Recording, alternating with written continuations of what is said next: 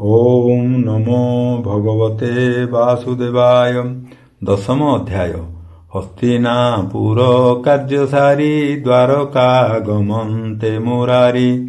हस्तिनापुर नारी स्तुति दशम अध्याये करन्ति। शौनक उवाच। भसूत कह कृष्णवाणी संसारु तरी जाहा शुणी। पाण्डुराजार मृत्यु काले दुष्टे जे राज्य नेले बळे।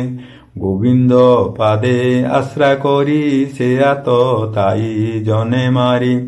पंचभ्राताए एक मेले प्रजांकु पाली राज्य कले। तेबे की कले पाण्डु सुते स्वभावे कृष्णर संगते। सुत उवाच। पाण्डव वंश रक्षा करी कुरु वंशकु नरहरि।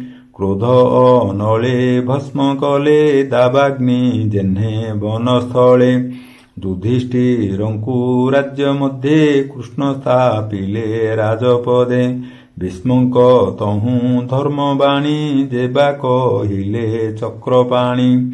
से वाक्ये शोक मोह छाड़ी प्रजा पालने चित्त बढ़ी। आनंद मने धर्म बला प्रजा पालने मन देला। कृष्णर तेजे राजा गणे सेवंती युधिष्ठि चरणे। समुद्र अंत जाए मही धर्मनंदन आज्ञा बही। प्रजा बांसन्ते मेघमाल भूमि रे बरसन्ति जल।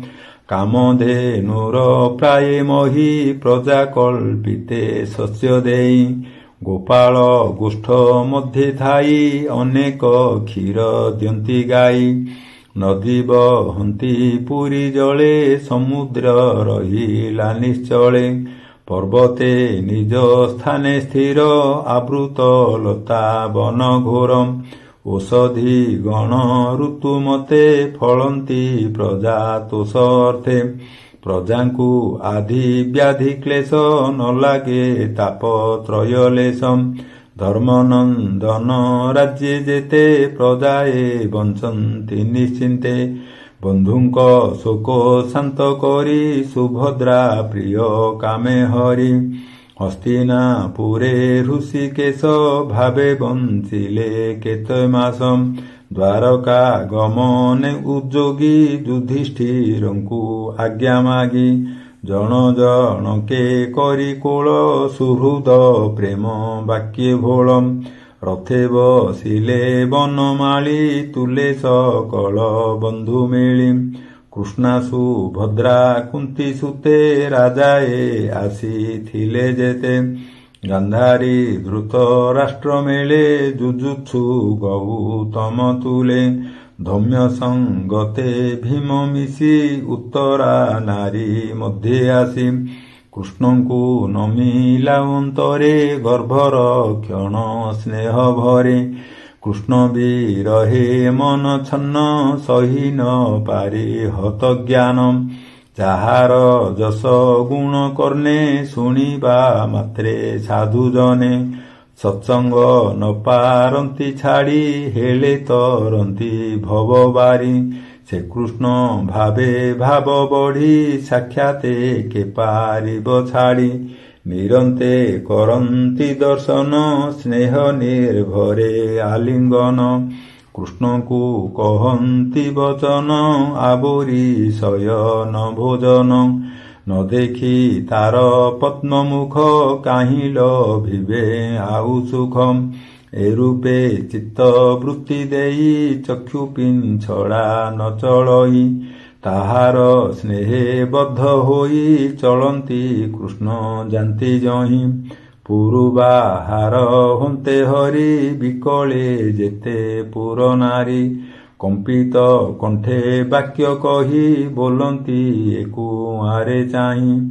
द्वारका गले भावग्राही आंबर सुख लेश काहि। मृदंग शंख भेरी वीणा घंट दुंदुभि निर्घोषणा। बाजई नाना वाद्य स्वर मंगल नाद मनोहर। से कुरु राज्ये जेते नारी कृष्ण विच्छेदे तनु घारी। ଜଗତି ଅଟ୍ଟାଳିଆରୋହୀ ପୁଷ୍ପ ବିଞ୍ଚନ୍ତି କୃଷ୍ଣ ଚାହିଁ। କୃଷ୍ଣର ଶିରେ ଶ୍ଵେତ ଛତ୍ର ରତ୍ନ କାଞ୍ଚନେ ସୁଘଟିତ। ଅର୍ଜୁନ ଗୋବିନ୍ଦର ପାଶେ ଆନନ୍ଦେ ଘେନି ମନ ତୋଷେ। ବାମ ଦକ୍ଷିଣ ପାଶେ ଟେକି ବ୍ୟଜନ ଉଦ୍ଧବ ସାତ୍ୟକୀ। ଚାମର ହସ୍ତେ ପୁଣି ବିଞ୍ଚି କୃଷ୍ଣେ କର୍ପୂର ଧୂଳି ସିଞ୍ଚି। ଦେବେ କୁସୁମ ବରସନ୍ତି ମାର୍ଗେ ବିଜୟ ଯଦୁପତି। ବ୍ରାହ୍ମଣେ ମିଳି କୃଷ୍ଣ ପାଶେ ଆଶିଷ ଦେଲେ ମନ ତୋଷେ। ତୋ ସୁଖ ହେଉ ଏହି ବାଣୀ ବ୍ରାହ୍ମଣ ମୁଖୁ ଯାହା ଶୁଣି। ନିର୍ଗୁଣେ ନୋହେ ଅନୁରୂପ ଲୀଳାବତାରେ ଏ ଆରୋପମ୍। କୌରବ ପୁର ନାରୀଙ୍କର ଉତ୍ତମ ଶ୍ଲୋକେ ଚିତ୍ତଜାର। ଅନ୍ୟନ୍ୟେ ଭାସନ୍ତି ଯେ ଗିର ସେ ସର୍ବଶ୍ରୁତି ମନୋହର। କୃଷ୍ଣଙ୍କ ଶୌର୍ଯ୍ୟ ତେଜ ଦେଖି କେ ନାରୀ କହେ ଶୁଣ ସଖୀ। ଏ ହରି ପୁରୁଷ ପୁରାଣ ଆତ୍ମାକୁ ଆତ୍ମାରେ ନିର୍ମାଣ। କରି ସକଳ ଦେହେ ବସେ ରହି ଏକ ଅବଶେଷେ। ଗୁଣତ୍ରିତୟେ ଏ ଜଗତ ମାୟାରେ କରେ ଆତଜାତ। ଆତ୍ମାରେ ଆତ୍ମା ଭାବ ବହେ ସକଳ ଶକ୍ତି ଘେନି ରହେ। ଯେସନେ ସର୍ବଶକ୍ତି ଲଇ ଦିବସେ ଅନ୍ତେ ପ୍ରାଣୀ ଶୋଇ।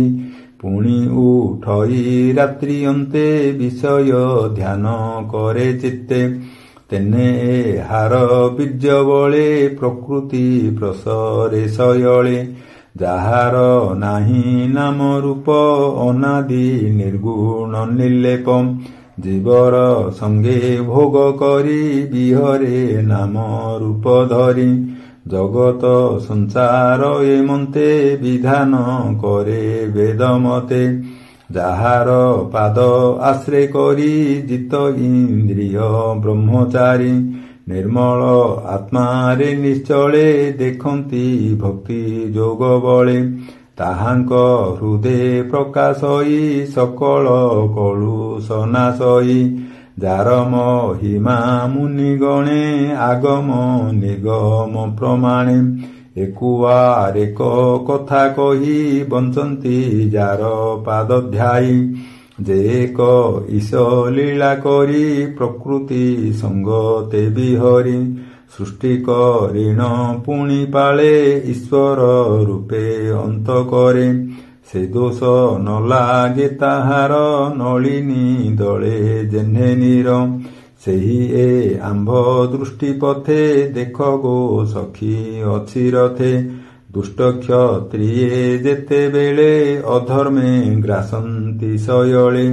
ଏ ହରି ସତ୍ୱ ଗୁଣ ଧରି ନାନା ଶରୀରେ ଅବତରି। ଯଶ ବିସ୍ତାରି ଦୟା ସଙ୍ଗେ ସୁଖେ ବିହରେ ଯୁଗେ ଯୁଗେ। ଯାଦବ କୁଳ ଏ ସଂସାରେ ଭାଗ୍ୟ କେ କରିବ ଗୋଚରେ। ପୁରୁଷ ଉତ୍ତମ ଶ୍ରୀପତି ଯେଣୁ ଯାଦବେ ଉତପତି।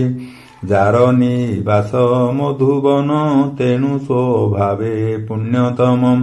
ରଜନୀ ଅନ୍ତେ ନର ଲୋକେ ନାମ ଧରନ୍ତି ପୁଣ୍ୟ ଶ୍ଲୋକେ। ଏ ଯେ ଦ୍ୱାରକା ତ୍ରିଅକ୍ଷର ଅପାର ପୁଣ୍ୟ ଯଶସ୍କର। ଯହିଁ ସକଳ ପ୍ରଜାଜନ କୃଷ୍ଣର ହସିତ ବଦନ। ନିଗମ ବାକ୍ୟ ଯାହା ଘୋଷି ଦେଖନ୍ତି ନିଜ ଦ୍ୱାରେ ବସି। କୃଷ୍ଣର ଯେତେ ପତ୍ନୀଗଣ ସେତ ସ୍ୱଭାବେ ଭାଗ୍ୟବାନ। ଯମ ନିୟମ ବ୍ରତ ସ୍ନାନ ଯଜ୍ଞ ତପସ୍ୟା ମହାଦାନ। ସଂକଳ୍ପ କରି ଜନ୍ମାନ୍ତରେ ତାହାଙ୍କୁ ଲଭିଛନ୍ତି ବରେ। ଯାହାଙ୍କ ଅଧର ଅମୃତ ପାନରେ ଗୋପୀଏ ମୋହିତ। ନିତ୍ୟ ପିବନ୍ତି ସୁଖ ଭରେ କେ ଭାଗ୍ୟବନ୍ତ ତାଙ୍କ ତୁଲେ। ରୁକ୍ମିଣୀ ସ୍ୱୟଂବର କାଳେ ସଭାର ମଧ୍ୟେ ନୃପ ମେଳେ। କୃଷ୍ଣ ବିଷୟେ ଯେତେ ବାଦୀ କ୍ଷତ୍ରିୟ ଶିଶୁପାଳ ଆଦି।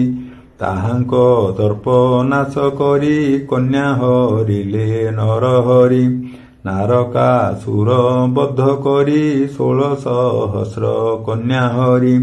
ରୁକ୍ମିଣୀ ଆଦି ଜାମ୍ବବତୀ ଅପରେ ଯେତେ ନାରୀଛନ୍ତି। ସେ ବଧୂ ଜନେ ତାର ସଙ୍ଗେ ଖଟନ୍ତି ସୌଭାଗ୍ୟ ରଙ୍ଗେ। ତାର କଟାକ୍ଷେ ବଶ ହୋଇ ନିଶ୍ଚଳ ଚିତ୍ତେ ରୂପ ଧ୍ୟାଇ। ନିରତେ କୃଷ୍ଣ ଘେନି ଘରେ ପ୍ରେମେ ସେବନ୍ତି ତାପୟରେ।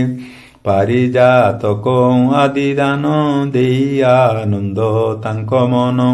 କରିଣ ପ୍ରଭୁ ଭାବଗ୍ରାହୀ ତାହାଙ୍କ ସଙ୍ଗ ନ ଛାଡ଼ଇ। କୁରୁମଣ୍ଡଳ ବଧୂଜନେ ଏମନ୍ତେ ବାଣୀ ଅନ୍ୟେ। ସ୍ମିତ ଇଙ୍ଗିତେ ତାହା ଲକ୍ଷୀ ରଥେ ଚଳିଲେ ପଦ୍ମ ଆଖି। କୃଷ୍ଣର ସ୍ନେହ ମନେ ଧରି ପାଣ୍ଡବେ ଘେନି ସୈନ୍ୟଚାରୀ। ଶତ୍ରୁଙ୍କ ଭୟ ଚିତ୍ତେ ଚିନ୍ତି କୃଷ୍ଣଙ୍କୁ ଆବୋରି ଚଳନ୍ତି। କେତେ ହେଁ ଦୂରେ ଭାବଗ୍ରାହୀ ପାଣ୍ଡବ ମାନଙ୍କୁ ରୁହାଇ। ଉଦ୍ଧବ ଆଦି ପ୍ରିୟ ସଙ୍ଗେ ଚଳିଲେ ନିଜ ପୁର ମାର୍ଗେ। କୁରୁଜାଙ୍ଗଳ ଦେଶ ଜିଣି ପାଞ୍ଚାଳ ଦେଶ ସୁରସେନି। ଯମୁନା ଦେଶ ବ୍ରହ୍ମାବର୍ତ୍ତ ମତ୍ସ୍ୟନଗର ସାରସ୍ୱତମ୍। ମରୁଧନ୍ୱନ ସୌବୀର ଆଭିର ପୁରୀ ଜେୟପର। ଜିଣି ଗମିଲେ ନିଜ ପଥେ ମିଳିଲେ ଦ୍ୱାରକା ପ୍ରଶସ୍ତେ। ସେ ଦେଶେ ଯେତେ ପ୍ରଜାଜନେ ସମ୍ଭ୍ରମେ କୃଷ୍ଣ ଦର୍ଶନେ। ଅନେକ ଉପାୟନ ହସ୍ତେ ନିବେଦି କୃଷ୍ଣ ପାଦଗତେ। ଏମନ୍ତେ ଦ୍ୱାରକା ଅଗ୍ରତେ ମିଳିଲେ ଦିନକର ହସ୍ତେ। ସେ ହରି ଚରଣ ପଙ୍କଜେ କିଙ୍କର ଜଗନ୍ନାଥ ଭଜେ। ଇତି ଶ୍ରୀମଦ୍ ଭାଗବତେ ମହାପୁରାଣେ ପାରମହଂସ୍ୟାଂ ସଂହିତାୟାଂ ପ୍ରଥମ ସ୍କନ୍ଧେ ନୈମିଷୋପାଖ୍ୟାନେ ଶ୍ରୀକୃଷ୍ଣ ଦ୍ୱାରକାଗମନଂ ନାମ ଦଶମୋऽଧ୍ୟାୟः। ଶ୍ରୀକୃଷ୍ଣଂ ସମର୍ପଣମସ୍ତୁ। ଓಂ ନମୋ ଭଗବତେ ବାସୁଦେବାୟ।